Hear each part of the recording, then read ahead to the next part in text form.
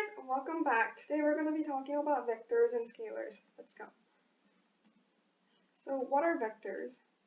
Vectors are physical quantities that have a magnitude and direction. What this means is that it has a numerical value, that's the magnitude, and direction, which points in the direction of the vector. And examples of vector quantities are displacement, velocity, acceleration, and force. Vectors can be positive, negative, or zero, just like numbers. And when a vector goes from being positive to negative, it usually changes its direction.